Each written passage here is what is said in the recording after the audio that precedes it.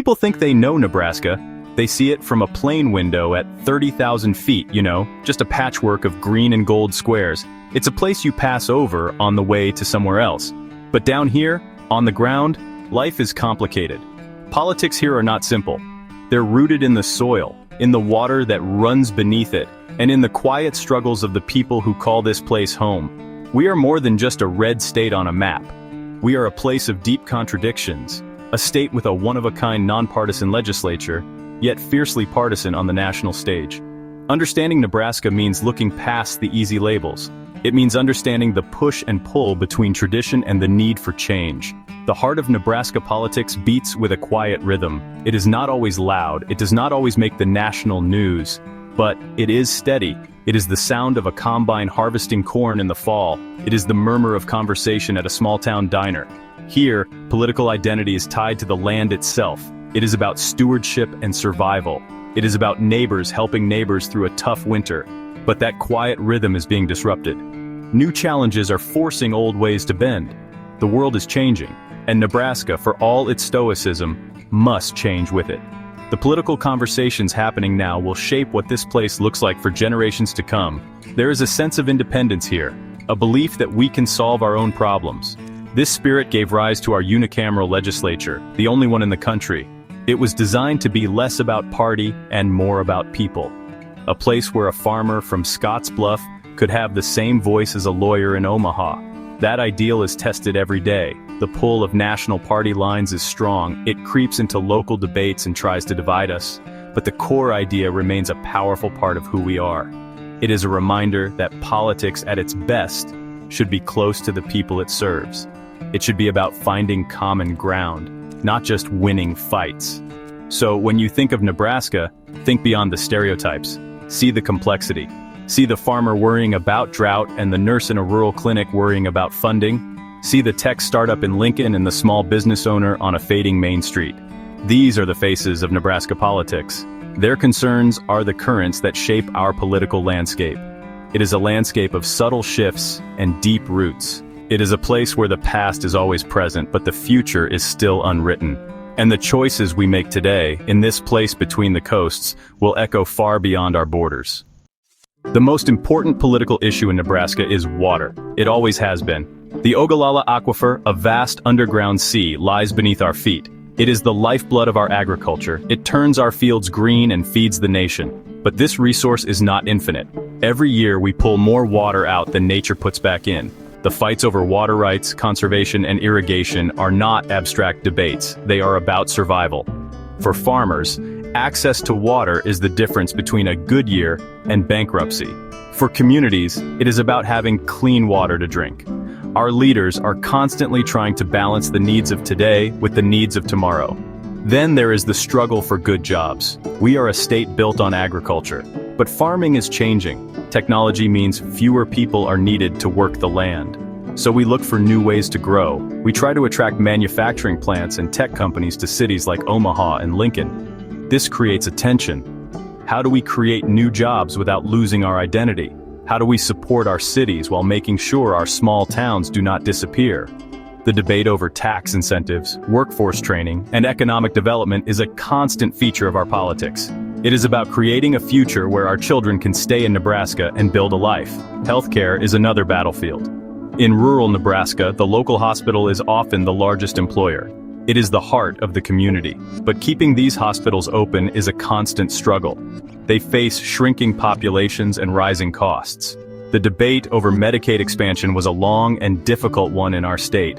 It showed the divide between those who see healthcare as a personal responsibility and those who see it as a community obligation. Access to mental health services and affordable insurance are not just political talking points, they are matters of life and death for many families living far from the big city hospitals. And finally, there is education. We take pride in our public schools and our state university. We want to give our kids the best possible start. But funding is a constant source of conflict. The debate is about property taxes. Farmers and ranchers feel crushed by high property taxes that pay for schools. But schools say they need that money to operate. This puts neighbors at odds with neighbors. Finding a fair way to fund our schools without bankrupting our landowners is one of the hardest puzzles our politicians have to solve. It is a fight about fairness, opportunity, and the future of our state. The next big election is still a ways off, but the ground is already shifting for 2026. Governor Jim Pillen, a Republican, will likely be running for his second term. His focus has been on cutting property taxes and promoting Nebraska agriculture. He comes from the land, a hog farmer and veterinarian, and his politics reflect that background. He speaks to the values of rural Nebraska, emphasizing fiscal conservatism and traditional values. His supporters see him as a steady hand, someone who understands the core of the state's economy and its people. They believe he is protecting the Nebraska way of life from outside influences and government overreach. Challengers will emerge to offer a different vision. While no major Democratic candidates have formally announced, the conversation is starting. A potential opponent would likely come from one of the state's urban centers, like Omaha or Lincoln. Their platform would probably focus on different priorities. They might talk more about investing in education, expanding access to healthcare, and addressing the needs of our growing cities.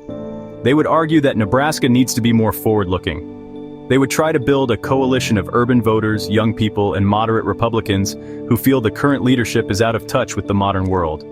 Beyond the governor's race, all other statewide offices and legislative seats will be on the ballot.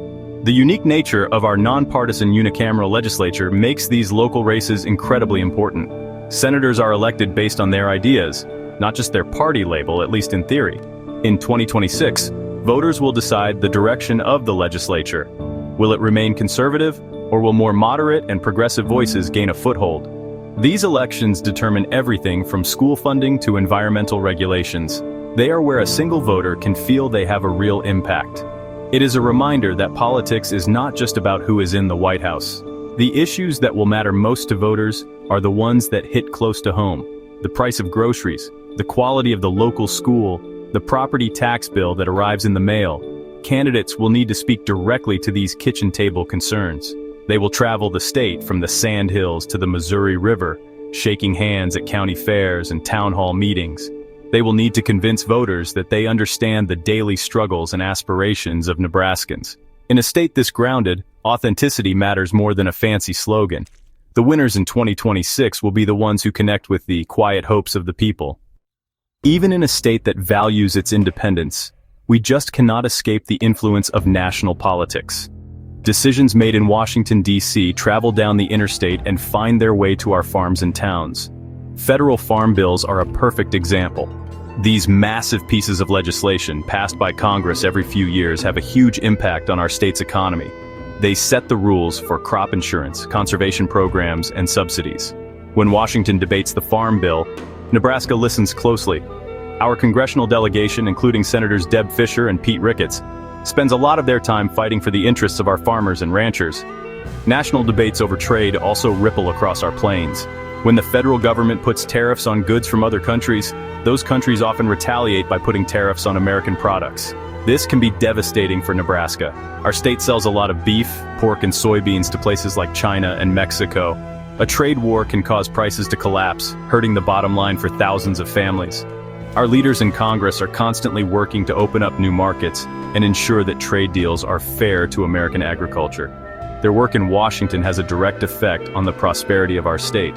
Federal court decisions and regulations also shape our lives here. Rulings from the Supreme Court on issues like healthcare or environmental rules change the laws in Nebraska. Regulations from agencies like the Environmental Protection Agency or EPA can affect how farmers use their land and water. This often creates tension. Many Nebraskans feel that these rules are made by bureaucrats in Washington who just do not understand our way of life. This feeling fuels a deep skepticism of the federal government. It is a core part of the political identity for many people in our state. They want less interference from Washington and more local control. Our representatives in Congress are our voice in these national conversations. They are supposed to take Nebraska values and concerns to the national stage. Senators Fischer and Ricketts, along with our representatives in the House, are all Republicans. They generally vote along conservative lines, advocating for lower taxes, less regulation, and a strong national defense. Their work shows how local and national politics are intertwined. They are Nebraskans shaped by this place, but they work in a national system. The challenge for them, and for us, is to make sure that the voice of Nebraska is not drowned out by the noise of Washington. Looking ahead, the political landscape of Nebraska is at a crossroads. For decades, it has been a reliably conservative state, a sea of red in the heartland. But, subtle changes are happening beneath the surface. Our cities, especially Omaha and Lincoln, are growing more diverse. They are attracting young people and professionals who may have different political views than those in our rural areas. This is creating a growing urban-rural divide. The political future of Nebraska may depend on which of these forces proves stronger: the deep-rooted conservatism of the countryside or the emerging progressive energy of the cities. The biggest challenges on the horizon are the ones we have been talking about all along. Water will only become a more contentious issue as the climate changes and the aquifer is further depleted. We will have to make hard choices about how we use this precious resource. The economy will continue to shift, forcing us to find new ways to create good jobs and keep our small towns alive. And the fight over how to fund our government and our schools through property taxes will not go away. These are not simple problems with easy solutions. They will require compromise and a willingness to think in new ways. To understand what is happening, you have to get involved. Politics is not a spectator sport. It is something you do. Start by paying attention to your local news. Read the Omaha World Herald or the Lincoln Journal-Star. Listen to Nebraska Public Media. These sources cover the state legislature and local issues in detail. Go to a town hall meeting or a school board meeting. See how decisions are made in your own community. These small steps can make a big difference. They can help you feel more connected to the place you live and the people you share it with. The future of Nebraska is not predetermined. It will be built by the choices we all make. It will be shaped by the people who show up, who speak out, and who are willing to listen to their neighbors.